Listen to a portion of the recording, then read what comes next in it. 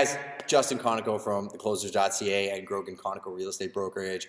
We've got your monthly market update for April 2016. Market's been on absolute fire. I'm sure a lot of you guys have read in the news or seen lots of signs going up and then going down really quickly. Where we're at now is what we'd call a seller's market. So there's not a whole lot of inventory. Bank rates are still super low. I was actually talking to a professional in the lending world last night, and she was saying she doesn't think that they're going to be going up anytime soon. So you're seeing a lot of confidence in investing in real estate now, knowing that you can get in for such cheap money. She was actually surprised at how cheap money was, because if you look historically, 7 or 6% used to be cheap, but we're talking now, sub 3, which is just crazy. As far as the actual number of homes sold, 860 homes sold last month, which makes it the best March we've had since 2006. If you go back and watch our market updates, the past market updates have said, we kept blowing us 2007, 2008 out of the water, which were the recession years, right? 2006 was a couple years before that when real estate was booming. So it really gives you a sense of where the market's at today versus that 5 or 10 year trend. What we like to tell people in real estate is you want to watch those 10-year trends, because market's going to go up, market's going to go down. You got to be able to ride that wave to really make wealth over time. But it's a really good time for people to be selling their homes, buying up and locking down at a cheaper rate too. So just something to think about. Year to date, sales are up actually over last year, 10.8%, which again is another indication of confidence.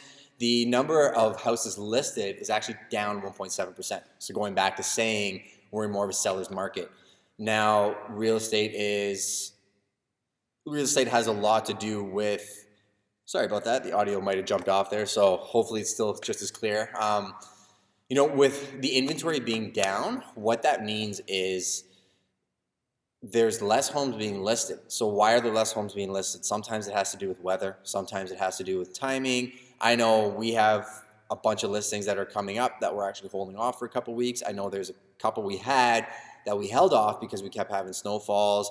I know today, April 8th, I woke up this morning, we had a blizzard last night, which is insane. We'll probably wait another week or two before we load that inventory. So the month-on-month, listings or number of listings matters, but at the same time, it's more reflective of where people are in the pipeline as far as actually being ready to sell their properties. I know some people, we listed a little bit earlier, we sold over asking, got amazing prices for them too, right? So you always got to kind of ride that balance. That said, in the new format of Ask the Closers, we reach out to our network and we ask people, what are you curious about? What can we help you answer in terms of real estate questions? And with all the multiples going on and me just having these conversations with my friends and clients, they ask me about, what about an offer strategy for multiple offers? So, there's a couple different ways to play multiple offers. When you're running through the scenario, a lot of times you'll see a place, you'll really, really like it. You'll go write an offer right away. You're calling the agent to present the offer, and then all of a sudden you get told you have 3 or 4 offers on the property.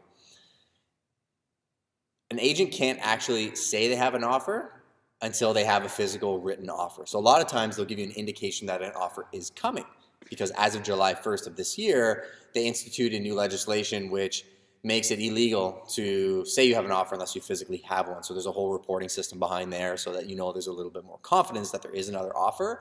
So one offer strategy that we tell our clients is, well, let's prep 2 offers. Let's do 2 given both situations. Let's do one, in case it's just us and no other offers show up, and let's do another if we are in multiple offers. The reason we're doing that is I would hate to prep them for an offer, go through the whole process, which takes, could take an hour, 2 hours sometimes, write an offer as if we're in multiples, get there to present, and all of a sudden, we're the only offer on the table.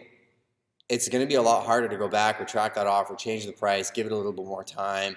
And emotionally, it's a little bit of a roller coaster for everybody than if I just have 2 offers and I say, okay, no problem, that's great. This is what we were prepared to offer if it was just us. So that's one offer strategy you can use.